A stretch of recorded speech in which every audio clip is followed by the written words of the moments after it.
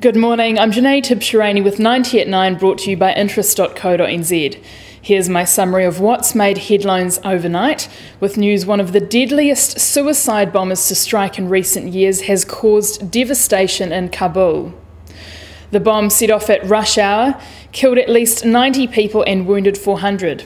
It also damaged a number of embassies in what was meant to be a secure part of the Afghani capital. In other news, Chinese authorities are publicising how hard they're cracking down on those who sneak money out of the country. The State Administration of Foreign Exchange has identified 5 of the worst offending companies which forged contracts or invoices to remit $226 million US dollars offshore in the last 2 years.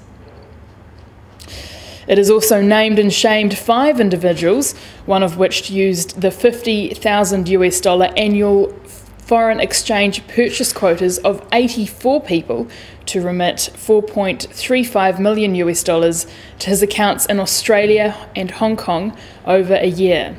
It fined this person $1 million yuan. Over to Australia, authorities are trying to get on top of the $40 billion black economy.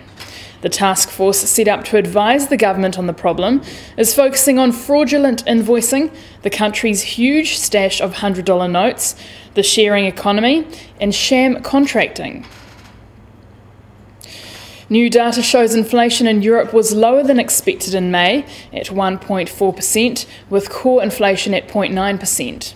Furthermore, the unemployment rate across the Eurozone dipped to 9.3%.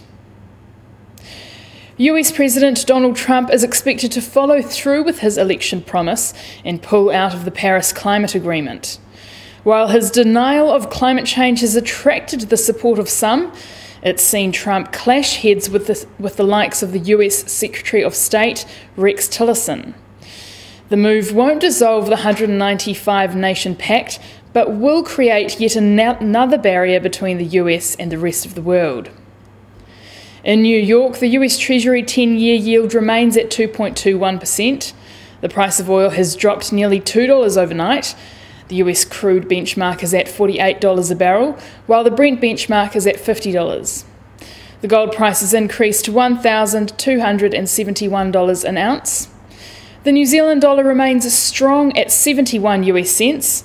As ANZ puts it, it's up and away at 95.4 Australian cents. The data flow on activity and commodity prices continues to flatter us on this side of the ditch. The dollar is at 63.1 euro cents. The TWI index is at 75.2. All eyes will be on New Zealand's terms of trade this morning, which could hit a multi-decade high. I'm Janae Tibshirani, and that was 90 at 9, brought to you by interest.co.nz.